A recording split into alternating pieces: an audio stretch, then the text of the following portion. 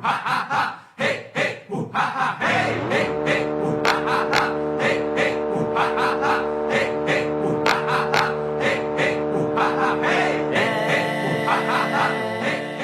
l'Arnau Obiols, professor de percussió i bateria d'aquí de l'Escola Folk del Pirineu, i el llibre que he triat de la biblioteca de l'escola és un llibre que vaig conèixer gràcies al Tito, de fet és un ex-libris seu, que és Escritos sobre música popular, del compositor hongarès Béla Bartók.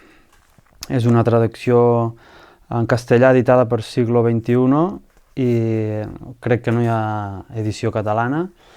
I és un llibre que des del principi va ser molt inspirador i em va tocar de prop, perquè Béla Bartók és un dels pioners de la utilització de recursos o d'elements de les músiques que ell anomena populars en el món de la composició clàssica.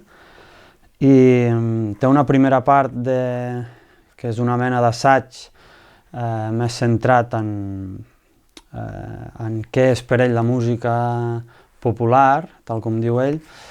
També tracta aspectes concrets de com recollir o quines coses ell tenia en compte a l'hora de recol·lectar o recollir les cançons, sobretot de la seva Europa, que és l'Europa de l'Est. I són aspectes més generals d'aquest àmbit de la música. La segona part està més dedicada, potser és una mica més específica d'elements, diguéssim, més tècnics de la música i està més dedicada a alguns dels viatges amb zones d'aquesta Europa més de l'est, que pot ser Bulgària, Hongria, va a Turquia també. Són capítols dedicats a aquests territoris i a la música concreta d'aquests territoris i la relació que ell hi va tenir. Per mi la part més inspiradora és aquesta primera part i he seleccionat un fragment que, si voleu, us llegeixo.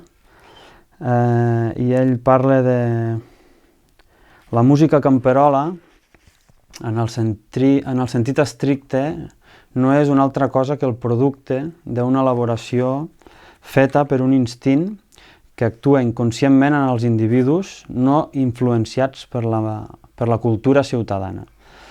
I diu, és per això que aquestes melodies arriben a la més alta perfecció artística perquè són veritables exemples de la possibilitat d'expressar una idea musical amb la major perfecció, en la forma més sintètica i els mitjans més moderns.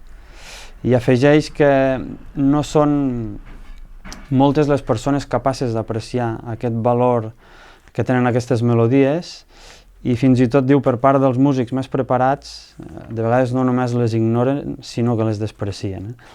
I bé, una de les reflexions que m'he fet meva d'aquest llibre és una idea que ell mateix, ell i la seva colla, entenc, el seu entorn, es definien com a naturalistes que havien triat com a objecte de la seva dedicació, el seu estudi, un cert producte natural que era la música camperola, no? I aquesta idea de seguida me la vaig fer meva. I bé, aquest és el llibre que jo us proposo. Vaig al bosc a buscar ves que he vist el ves que busco al bosc i vaig al bosc a buscar ves que he vist el ves que busco al bosc.